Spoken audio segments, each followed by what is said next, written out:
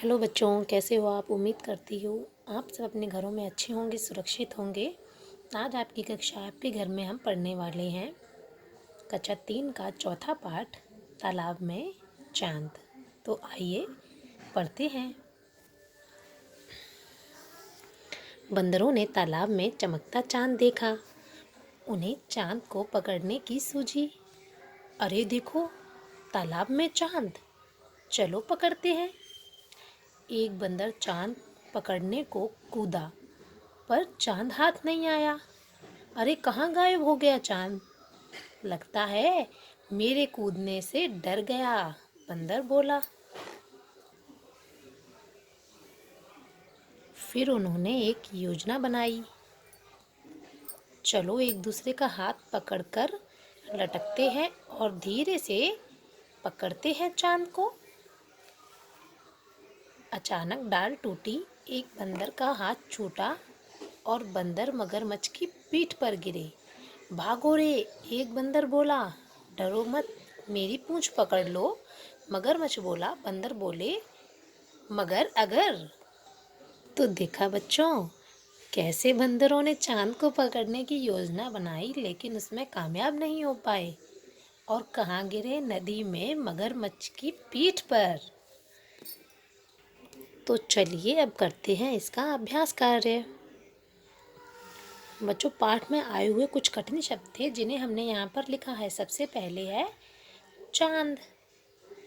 च से आ की मात्रा, ऊपर चंद्र बिंदु और द चांद। उन्होंने, उ आदा न, हा पे ओ की मात्रा, बिंदी। ने ना पे ए की मात्रा, उन्होंने।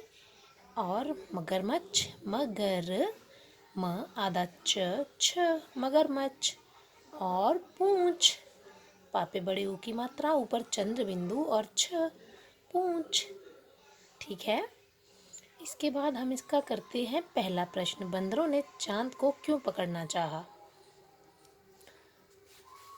बंदरों ने तालाब में चमकता हुआ चांद देखकर उसे पकड़ना चाहा। चांद को पकड़ने के लिए बंदरों ने क्या योजना बनाई? चांद को पकड़ने के लिए बंदरों ने एक दूसरे का हाथ पकड़ कर लटक कर धीरे से चांद को पकड़ने की योजना बनाई।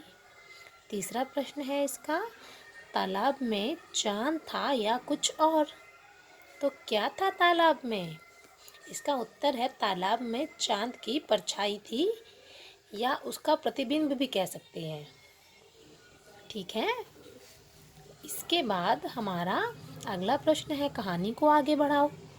बंदर बोले, मगर अगर। तो बंदरों ने क्या कहा होगा आगे मगरमच्छ से जब वो उसकी पीठ पर गिरे? तो बंदर एकदम से डर गए और उन्होंने मगरमच्छ से बोला होगा, मगर अगर तुमने हमें अपना भोजन बना लिया तो मगरमच्छ ने क्या कहा होगा? मगरमच्छ ने कहा होगा कि नहीं नहीं, मुझे गलत मत समझो, मैं तो तुम्हें डूबने से बचाना चाहता हूँ।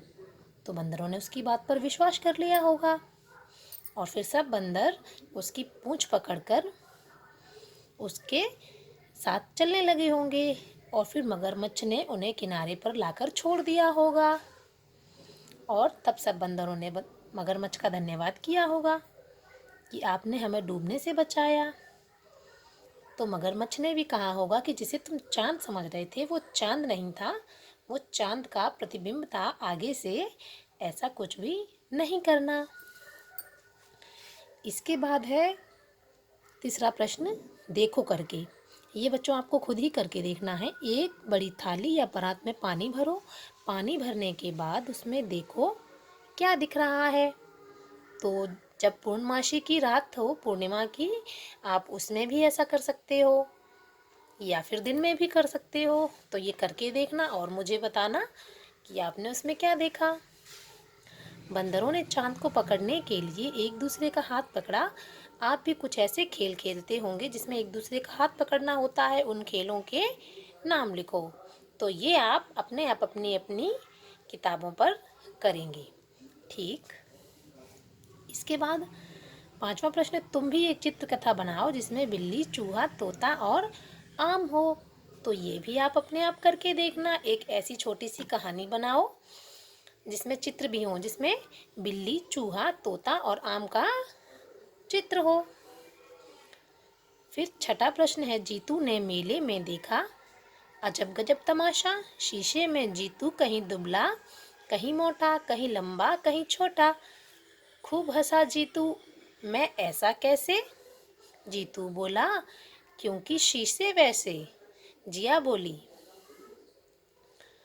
क्या तुमने भी कभी ऐसा तमाशा देखा है? कहाँ देखा है? कब देखा है? तो ये आप अपने आप करोगे। फिर इसके बाद है कि कहानी को अपने शब्दों में सुनाओ। तो ये प्रश्न भी आप अपने आप ही करेंगे। इसके साथ ही हमारा पाठ यहीं पर खत्म होता है। अपना ध्यान रखो, कोरोना से बचे रहो, घर पर रहो, सुरक्षित रहो। धन्यवाद।